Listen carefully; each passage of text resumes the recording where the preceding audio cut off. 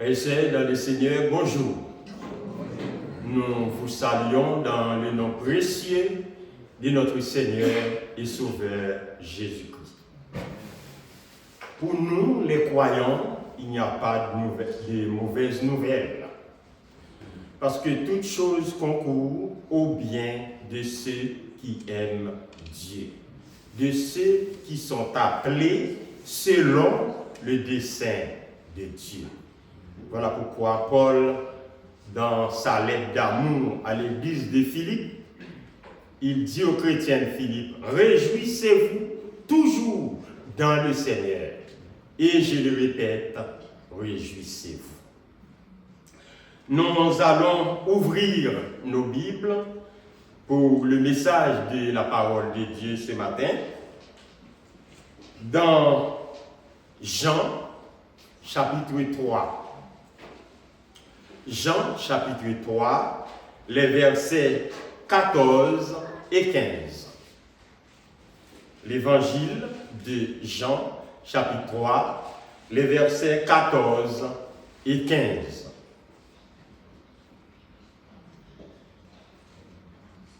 Comme Moïse éleva le serpent dans le désert, il faut que le Fils de l'homme soit élevé, afin que quiconque croit en lui ait la vie éternelle. Que le Seigneur veuille bénir cette portion de sa parole pour notre édification commune. Le titre de notre message ce matin, c'est « Jésus est la panacée dont le monde a besoin ». Jésus est la panacée dont le monde a besoin. L'histoire la plus épatante qui traverse toutes les frontières, c'est l'histoire de Jésus. Sa naissance, ses souffrances, sa mort, sa résurrection témoignent la véracité de ce récit biblique, trop intéressant. Et c'est une preuve de l'amour de Dieu pour libérer l'homme de ses péchés. Dans ce passage, nous soulignons 2 points pour illustrer notre prédication. Le premier point, c'est la maladie de ce monde. Vous le connaissez? Le deuxième point, le remède universel. Puisque quand il y a maladie, il faut qu'il y ait remède. Sinon, il n'y a pas de guérison. La Bible est un répertoire de paraboles, de types, de métaphores, et j'en passe. Jésus parlait toujours en parabole avec ses disciples, jusqu'à ce que les disciples demandent « Mais que veut dire ces choses ?» Mais pourtant, quand nous lisons la Bible,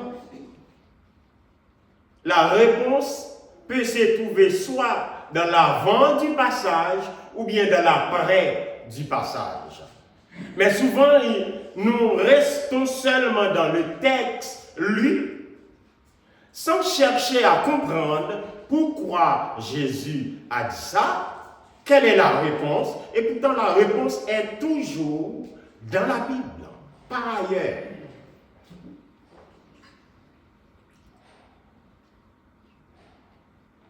Le dernier Adam est Christ. Isaac, le fils unique d'Abraham, offert en sacrifice, c'est un type de Christ. Joseph vendu par ses frères, C'est un type de Jésus. Et le serpent d'airain, dans notre texte, était une image de Christ élevé sur la croix. Alors, la maladie de ce monde. Le monde est malade. Il est atteint d'une maladie appelée péché.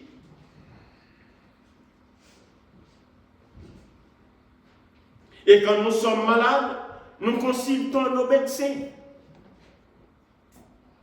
Nous allons à l'hôpital suivant les cas, soit dans un centre de santé quelconque. Et le péché est la véritable maladie de ce monde. Jean-Jacques Rousseau disait dans ses déclarations que l'homme est né bon, c'est la société qui le déprave. La Bible dit non à cette déclaration.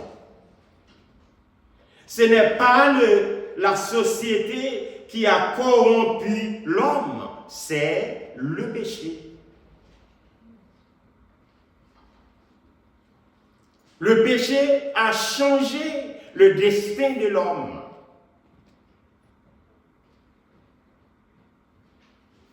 Dans Romains chapitre 5, verset 12, Paul déclare que comme par un seul homme, le péché est entré dans le monde, et par le péché, la mort, et qu'ainsi la mort s'est répandue sur tout le monde.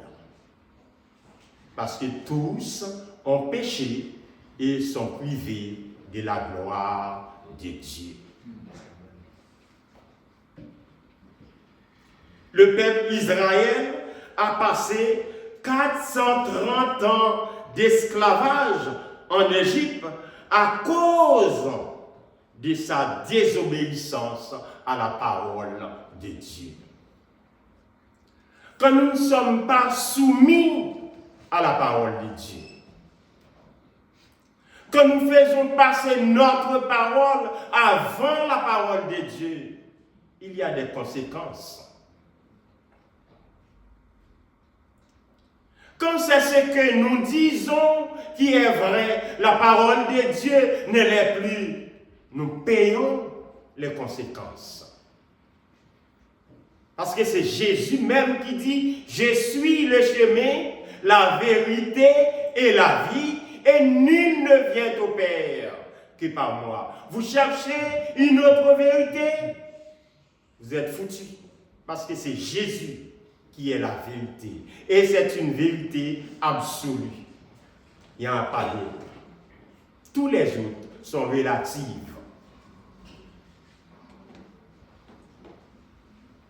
Le péché nous rend rebelles. Le péché nous rend orgueilleux. Il nous rend arrogants. Et le péché nous rend égocentriques. Tout soit à nous, pas pour les autres.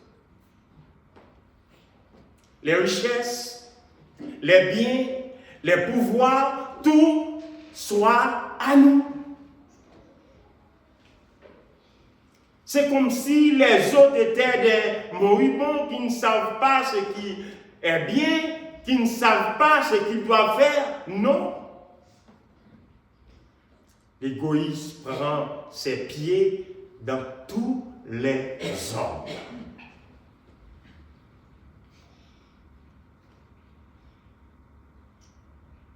Dans 2 Chroniques, chapitre 7, verset 14, l'auteur a écrit « Si mon peuple sur qui est invoqué mon nom, s'humilie, prie et cherche ma face, s'il se détourne de ses mauvaises voies, je l'exorcerai des cieux, je lui pardonnerai ses péchés et je guérirai son pays. Alors, si nous ne confessons pas nos péchés, eh bien, nous sommes restés dans l'obstacle. Parce que Dieu, il a donné les conditions. Si mon peuple, si qui a invoqué mon nom, s'humilie, s'il prie, est-ce que nous l'avons fait? Ah oui, le moi qui y a chez nous, c'est notre véritable adversaire. Le moi qui est chez nous ne nous permet pas de voir les autres. Le moi qui est chez nous nous rend égoïstes. Nos souffrances sont dues à nos offenses. Nous avons péché toujours.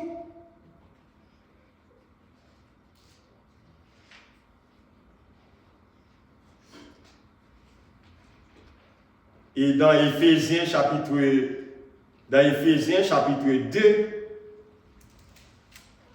les versets 1 et verset 2, Paul dit à l'église d'Éphèse, vous étiez morts par vos offenses et par vos péchés,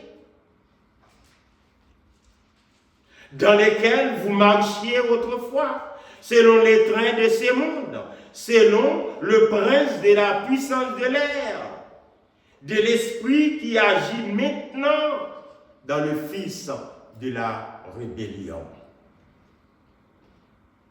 Nous étions morts par nos offenses. Cela veut dire tous ceux qui n'ont pas Christ dans leur vie, ils sont morts spirituellement. Tous ceux qui n'ont pas Christ dans leur vie, ils sont aveugles spirituellement. Et voilà pourquoi nous sommes là ce matin, vivants, parce que Christ habite en nous. Nous sommes le temple du Saint-Esprit. Et si vous n'avez pas l'Évangile, vous n'avez pas le Saint-Esprit. Si vous n'acceptez pas Christ, Dieu n'habite pas en vous à travers son esprit. Car le jour même que nous avons accepté Jésus, le Saint-Esprit est venu, il habite en nous. Et il n'habite pas pour un temps, il habite éternellement. Parce que le salut que nous avons, c'est un salut éternel. C'est Jean qui a dit que personne ne peut nous ravir le salut que Dieu nous a donné à travers Jésus-Christ. Frères et sœurs,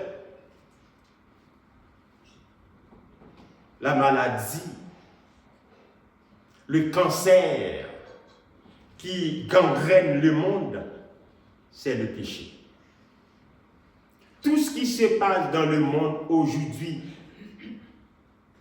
qui ne fait pas l'objet de notre joie, c'est le péché. Nous voyons la guerre, les cadavres, la famine. Nous voyons ce qui se passe concernant l'immigration.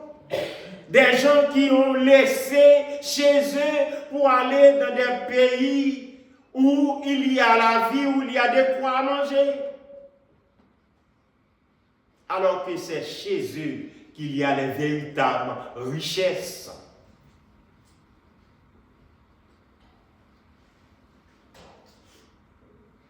Et pourquoi ils ne peuvent pas vivre chez eux comme les autres?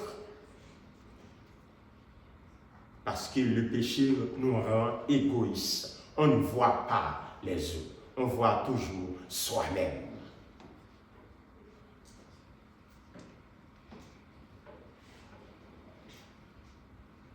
Dieu ne tolère pas le péché. Le péché nous a séparés de l'amour de Dieu. Le péché nous a divisés avec nos frères et sœurs.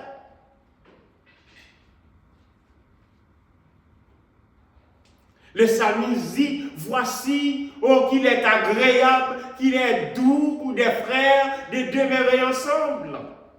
Mais pourtant, le péché, l'hypocrisie fait que nous ne pouvons pas. Nous avons toujours quelque chose sous les ongles contre le frère, contre la sœur. Ça ne marche pas. Parce que l'amour couvre une multitude de péchés. Si on n'aime pas, on ne peut pas vivre ensemble.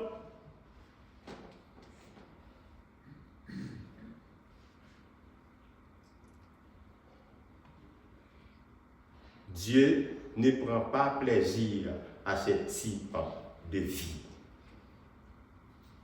Notre être tout entier est contaminé par cette maladie appelée péché. Nos pensées, nos paroles, nos actions se portaient chaque jour uniquement vers le mal. C'est lorsque Moïse a écrit. Toujours uniquement vers le mal. Parce qu'il n'y a personne qui fait le bien.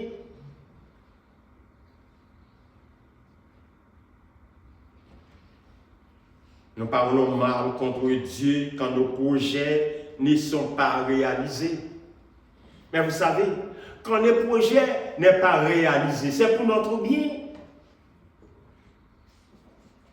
Quand nous ne pouvons pas partir en voyage parce que nous sommes arrivés en retard, ou bien il n'y a plus de place, c'est pour notre bien.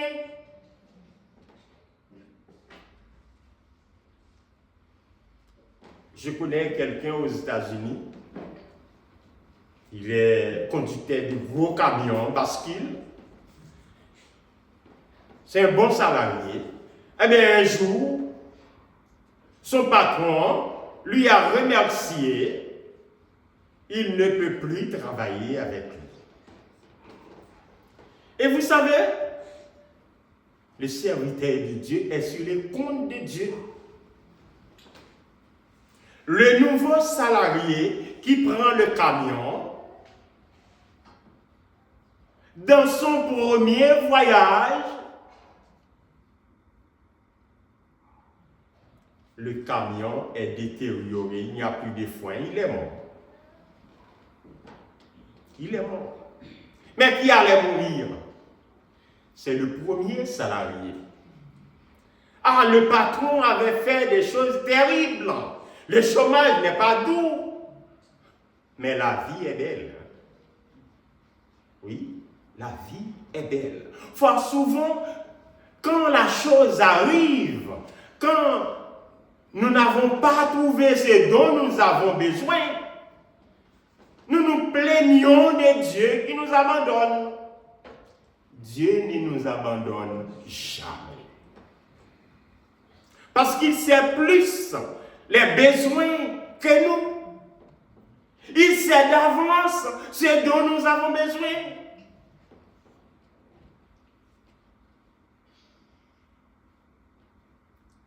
Dieu nous donne toujours de bonnes choses, mes frères et sœurs. Et peut-être un jour, nous lui poserons la question, pourquoi ça n'était pas comme ça? Et puis il nous dira, parce que je vous aime, je ne voulais pas la mort pour vous, je ne voulais pas que ça arrive. Mais maintenant, avec les deux pieds sur terre, nous sommes toujours au galop pour demander à Dieu pourquoi.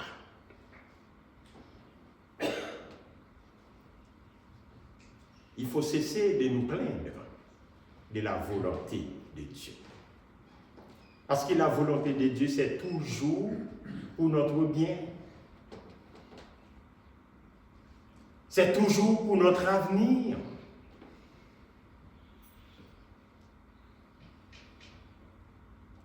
Non seulement nous parlons contre Dieu, mais nous faisons de la médisance contre les serviteurs et les servantes de Dieu.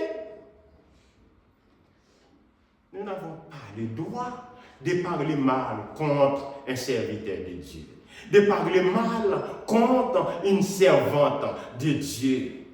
Si ça ne va pas pour l'un ou pour l'autre, c'est le maître qui doit agir. Qui êtes-vous pour juger, pour condamner?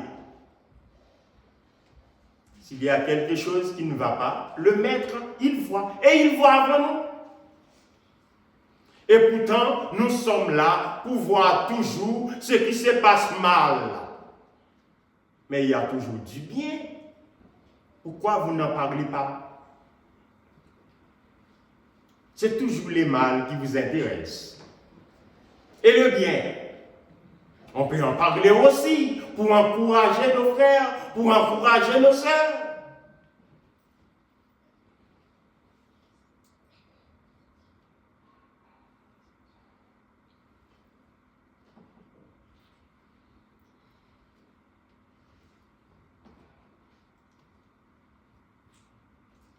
Alors que nous sommes membres les uns les autres.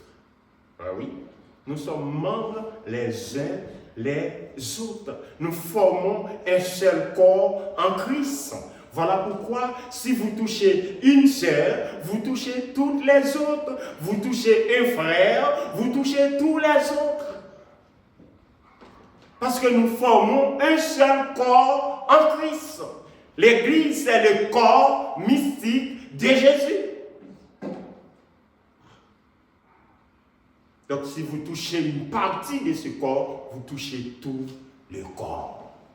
C'est ça, la communion fraternelle, la solidarité fraternelle.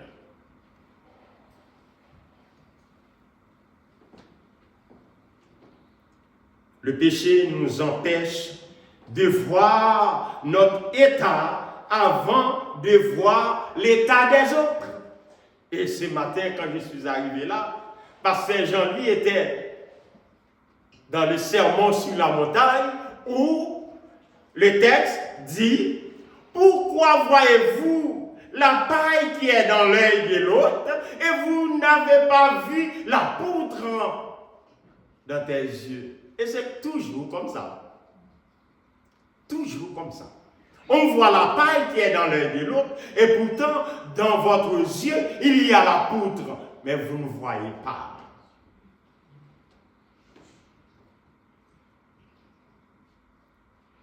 Venez assister aux études bibliques le dimanche matin. C'est une source de connaissance de la parole de Dieu. Ça nous permet de vivre selon la volonté de Dieu.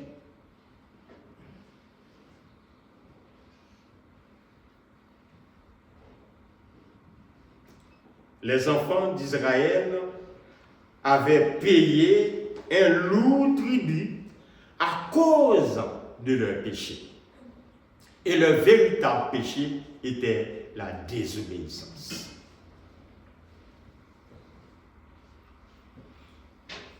Beaucoup étaient morts dans le désert après être mordus par des serpents venimeux. C'était des conséquences. Il y a toujours des conséquences derrière les péchés. Toujours. Voici ce que Ésaïe nous a dit.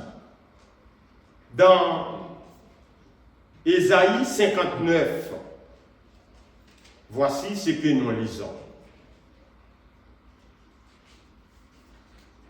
Ésaïe était considéré comme un cinquième évangile parce que c'est lui qui a annoncé la venue du Messie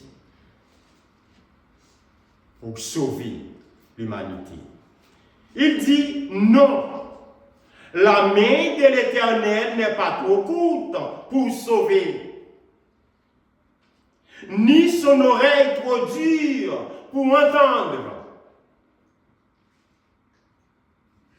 Mais ce sont vos crimes qui mettent une séparation entre vous et votre Dieu. Ce sont vos péchés qui vous cachent sa face et l'empêchent de vous écouter. Car vos mains sont souillées de sang et vos doigts des crimes, vos lèvres profèrent le mensonge, votre langue fait entendre l'iniquité. Voilà les raisons pour lesquelles nous sommes séparés de Dieu. Il n'y a pas de satisfaction à nos prières. Dieu est séparé de nous à cause de nos péchés.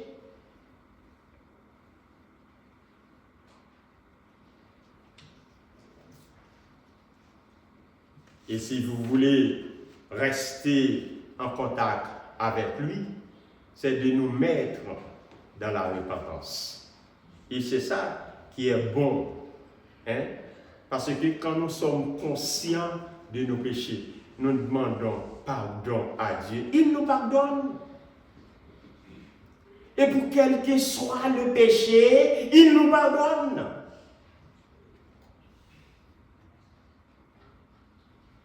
C'est pas l'attitude des hommes quand on jette des livres de terre sur les cercueils, c'est là qu'il va oublier ce que vous faites.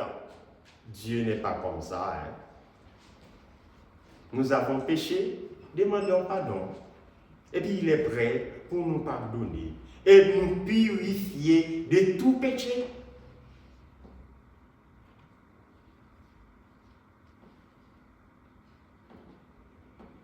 Alors certainement, le péché est une maladie, mais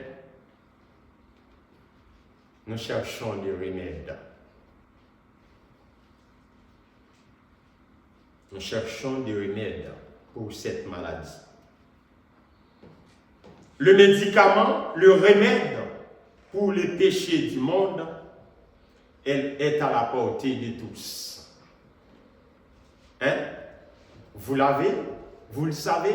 Aujourd'hui, nous cherchons à travers Internet médicaments pour sucre, médicaments pour tension, c'est naturel, ça c'est bon, ça c'est bon, ça c'est bon. Nous payons à prix d'argent pour trouver des médicaments.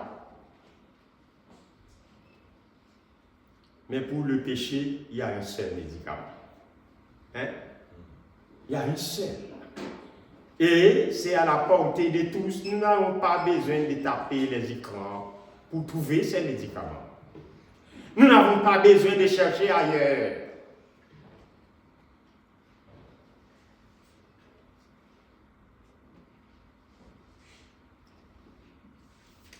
Regardons ce que Isaïe a écrit dans Isaïe chapitre 61, le verset 1er.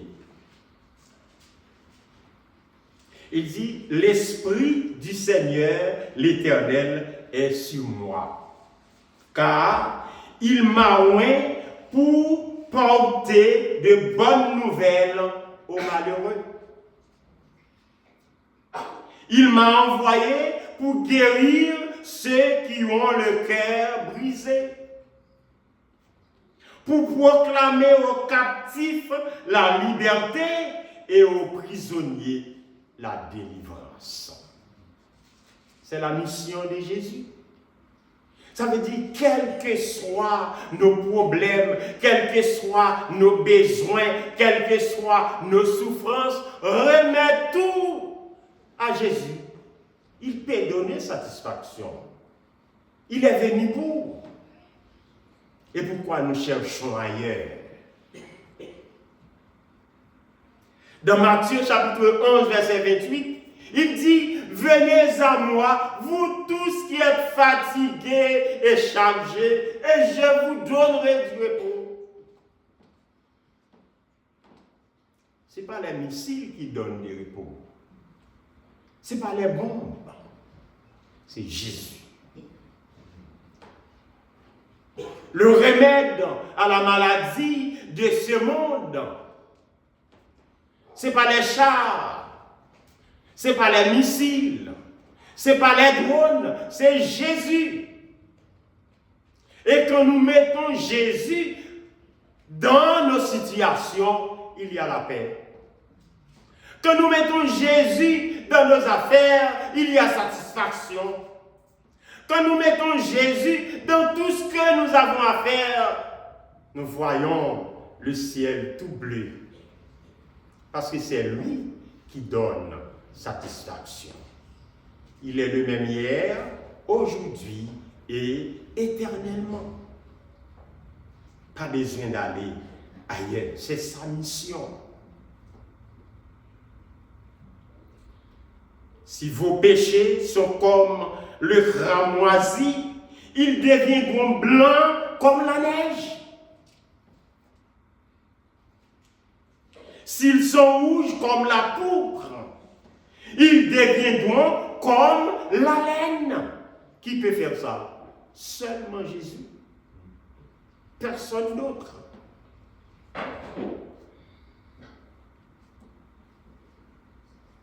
À l'auteur de l'Épître aux Hébreux, dit qu'il est impossible que le sang des animaux efface les péchés. Hein? Avant, c'était comme ça. Hein?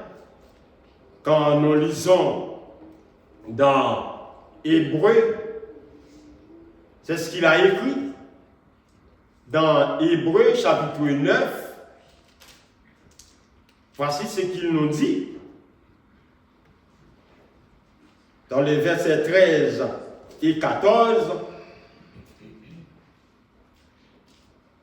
il dit, si le sang des taureaux et des boucs et la cendre d'une vache répandue sur ceux qui sont souillés sanctifient et procurent la pureté de la chair, combien plus le sang de Christ qui, par l'Esprit éternel, s'est offert lui-même sans tâche à Dieu, purifiera-t-il votre conscience des œuvres mortes afin que vous serviez le Dieu vivant. Ça veut dire le sang de Christ versé une fois pour toutes peut nous laver et nous purifier de tout péché.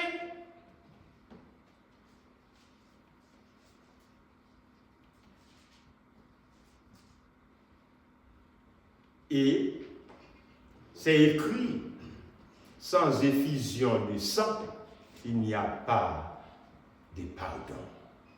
Le sang de Christ nous a lavés et nous a purifiés de tout péché. Jésus est le remède universel dont le monde a besoin pour guérir de ses maladies. La panacée de Jésus, ce remède universel, est indispensable pour les maladies socio-économiques et politiques de ce monde. Au point de vue social, le monde est malade. Au point de vue politique, le monde est malade. Au point de vue économique, le monde est malade. Est-ce qu'il y a un homme qui puisse apporter une solution? Personne. Vous êtes puissant à travers vos âmes, mais vous avez une limite.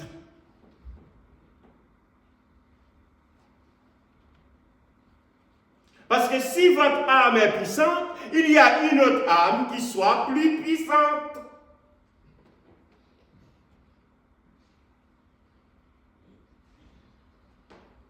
Au point de vue économique, nous voyons ce qui se passe à travers le monde. Est-ce qu'il n'y a pas l'argent assez? Pourquoi tant de chômage? Pourquoi tant de souffrances? Pourquoi tant de famine? Pourquoi les gens sont malades, pas même un centre de santé? Il n'y a pas d'argent? C'est l'égoïsme. Parce que Dieu, avant même que le monde ait 8 milliards d'habitants, Dieu, il savait. Ah oui, il savait et il a fait des préparations pour ça. Il a donné des connaissances aux hommes de fabrication, aux hommes de cultiver la terre pour qu'il y ait assez de nourriture pour tous ces mondes. S'il y a de la famine, c'est parce qu'il y a égoïsme.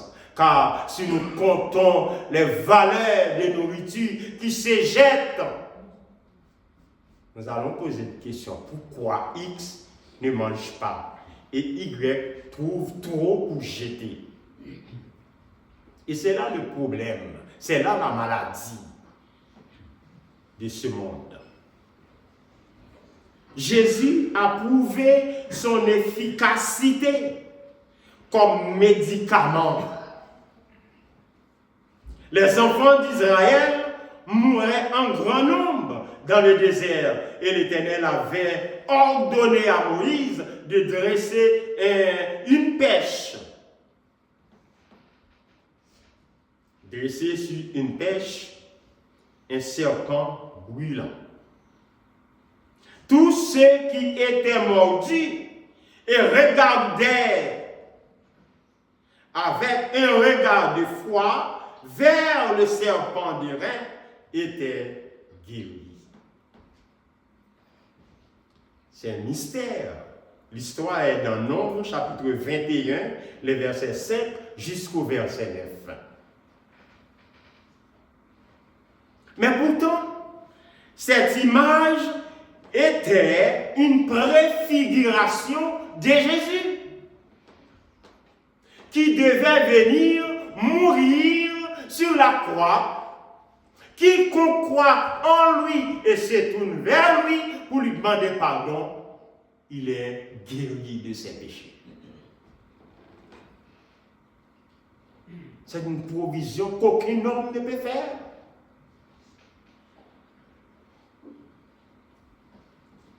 Dans Romains, Paul a écrit à l'église de Rome pour lui dire ces choses. Dans Romains, chapitre 10, le verset 9. Il dit, si tu confesses de ta bouche le Seigneur Jésus, et si tu crois dans ton cœur que Dieu l'a ressuscité des morts, tu seras sauvé. Est-ce que nous faisons cette confession? Il suffit de croire en lui. Quand nous avons péché, nous avons un souverain sacrificateur, nous avons un avocat, eh bien nous nous tournons vers lui, il nous pardonne.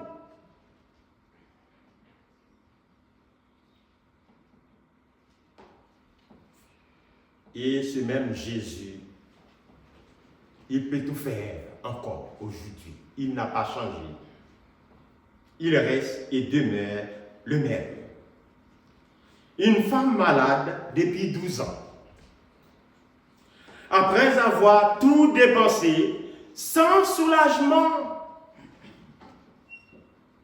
elle a rencontré Jésus et elle fut guérie au même instant. Une hémorragie pendant 12 ans. Il n'y a plus de vie. Dès que la femme se rencontre avec Jésus, la maladie, c'est fini. Je ne sais pas combien de temps que vous et moi nous souffrons. Ça fait combien de temps? Ça fait combien de temps nous attendons que Dieu intervienne? Ça fait combien de temps que Dieu réponde à nos besoins? Ça fait combien de temps nous sommes persécutés par X, par Y, soit dans nos travail, soit dans nos voisinages, soit dans nos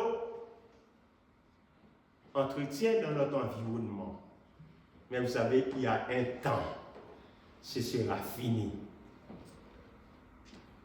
Quand Dieu intervient, personne ne peut résister à sa volonté. Et il a un temps pour tout. Ah oui, quand nous sommes en difficulté, nous constatons que Dieu il est en retard, mais pourtant il n'est jamais en retard et il est toujours à l'heure. Parce qu'il a fixé un temps pour tout. Le temps de Dieu n'est pas notre temps.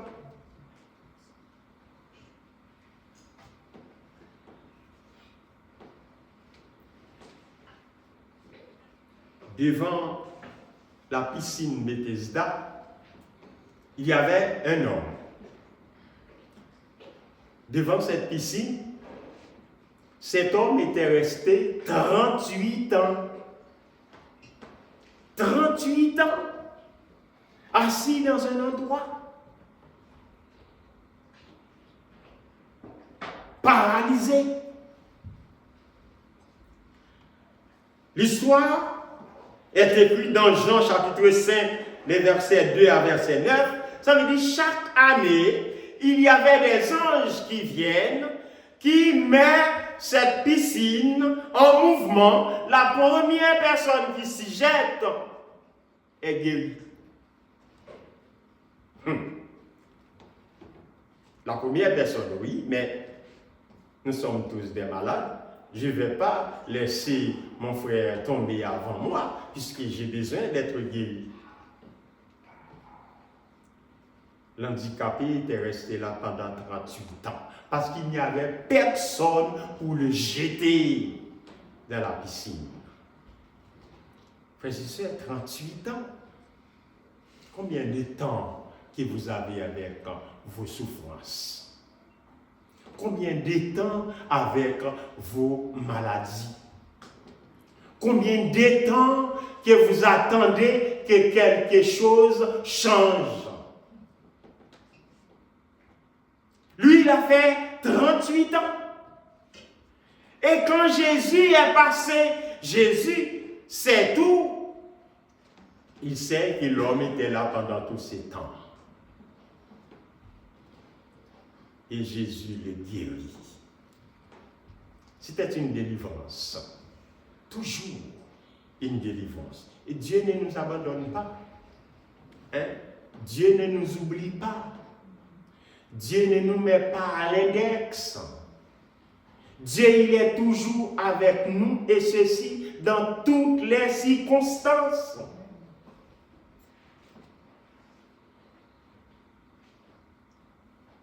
Et le péché est une pandémie cancéreuse. Le péché. C'est le péché qui gangrène le monde. Et le péché fait obstacle aussi à nos prières. Parce qu'Ésaïe vient de le dire. Dieu est toujours puissant. Et pourquoi quand nous prions, il n'y a pas de satisfaction? Le péché met obstacle.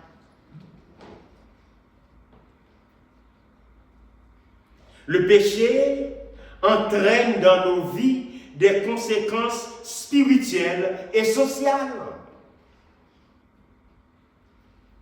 Notre monde est malade.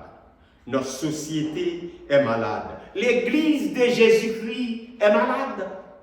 Ah, vous êtes dans l'étonnement d'entendre ça. L'Église de Jésus-Christ est malade.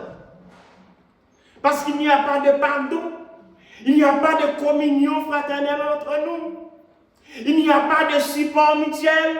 Il n'y a pas d'amour. Il n'y a pas de douceur. Il n'y a pas de support. Quand il n'y a pas ça, vous êtes malade. Nous sommes malades. Et c'est Jésus seul qui doit intervenir. pour nous guérir de tous ces maux. Nos familles sont malades. Il y a beaucoup de familles divisées.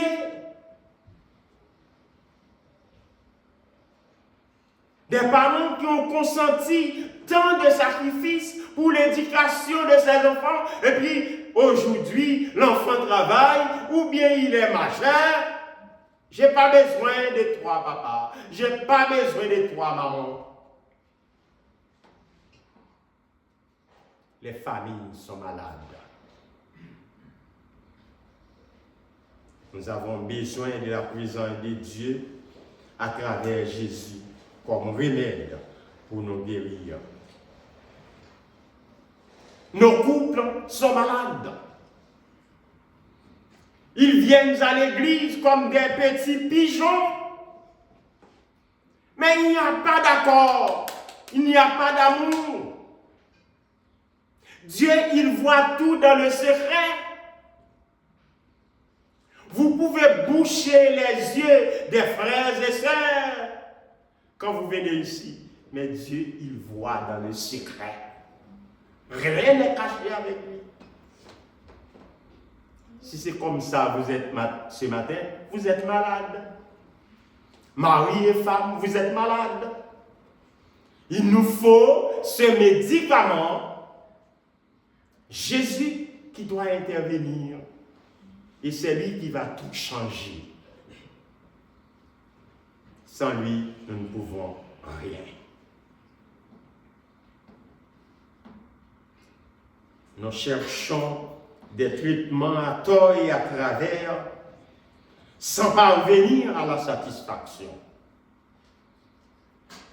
Jésus est le seul remède qui peut guérir toutes les maladies de ce monde.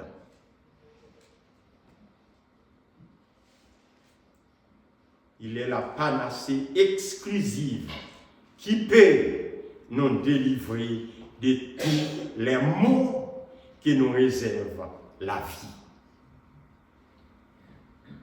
Daniel avait dit que c'est l'Éternel qui change les temps et les circonstances. Ce n'est pas les hommes de pouvoir, ce n'est pas l'argent. C'est l'Éternel qui change les temps et les circonstances, ce n'est pas d'autre.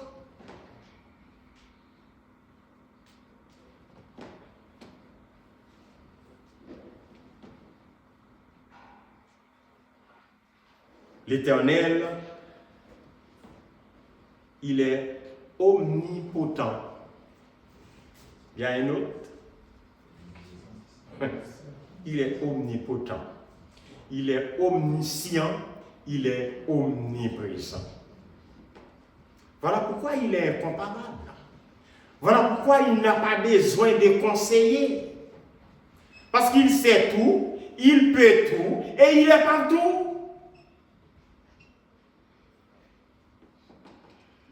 Dans Exode, il a déclaré ça pour dire il voit la souffrance de son peuple et il vient à son secours. Dans Exode chapitre 3, verset 7 et verset 8.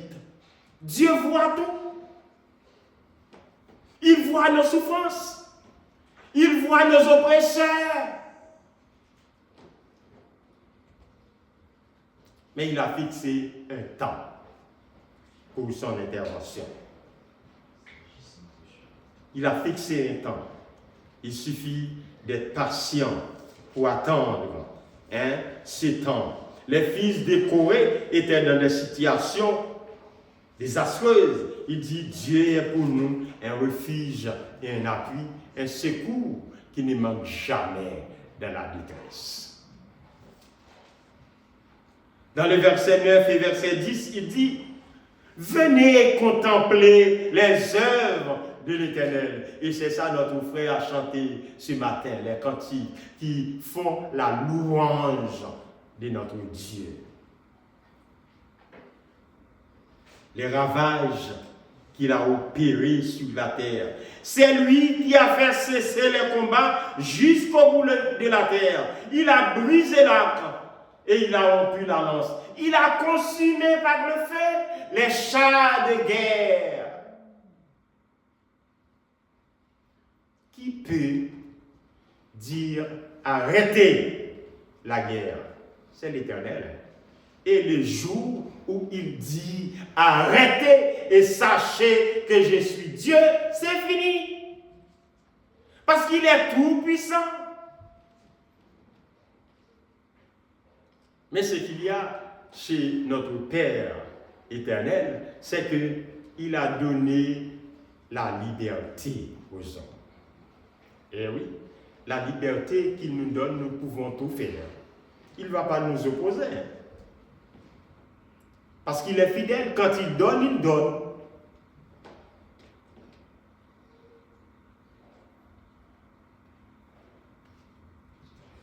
Dans le psaume 103, nous avons compris ce que le psalmiste dit.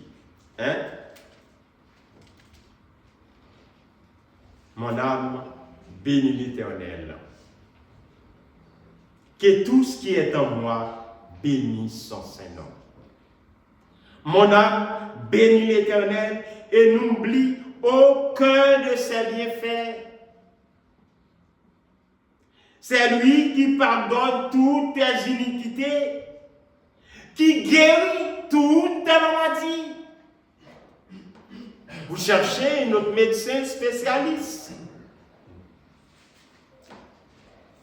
Vous frappez à la mauvaise porte. La bonne porte, c'est Jésus.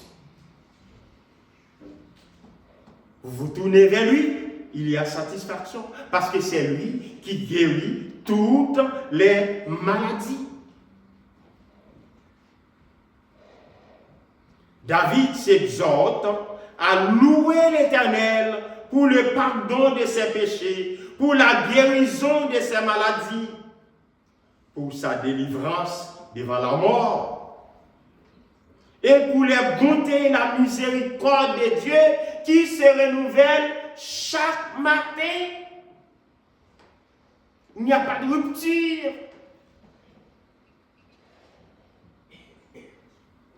L'amour de Dieu ne change pas, mes frères et sœurs.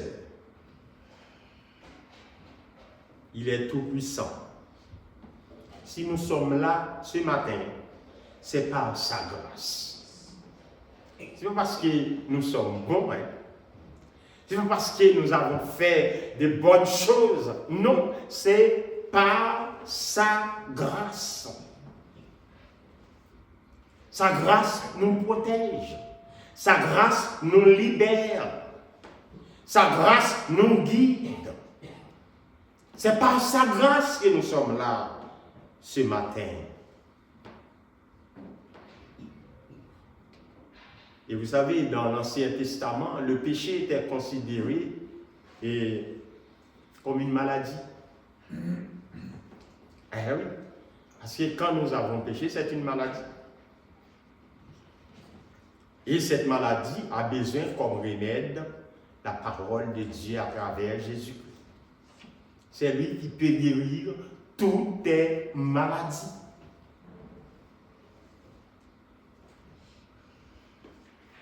Je vous conseille ce matin, pratiquons la parole de Dieu comme remède pour nous guérir de tous les maux. Regardons à Jésus, acceptons sa grâce pour avoir la vie éternelle. La grâce de Dieu est offerte à travers Jésus-Christ.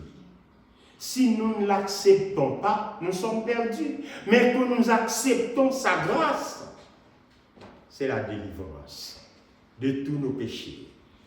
C'est la satisfaction à nos besoins.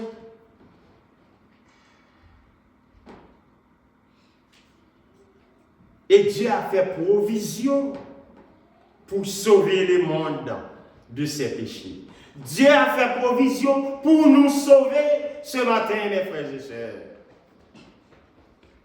Dans Jean chapitre 3, versets 16 et 17, mais tout le monde connaît ce passage. Jean chapitre 3, versets 16 et verset 17. Mais Jean 3,16, tout le monde le connaît. Dieu a tant aimé le monde. Il a donné son Fils unique, afin que quiconque croit en lui ait la vie éternelle. Dans le verset 16, il dit, Dieu, dans le verset 17, Dieu en effet n'a pas envoyé son Fils dans le monde pour qu'il juge le monde, mais pour que le monde soit sauvé par lui. Parce que c'est Jésus seul qui peut sauver. Il n'y a de salut en aucun autre, car il n'y a sous le ciel aucun autre nom par lequel nous devions être sauvés. C'est Jésus-Christ seul qui donne le salut. Notre maladie a besoin de remède. Jésus est le remède par excellence. Il suffit de le chercher comme médecin, comme médicament, pour que nous soyons guéris et pour le servir jusqu'à son retour. Que le Seigneur nous bénisse.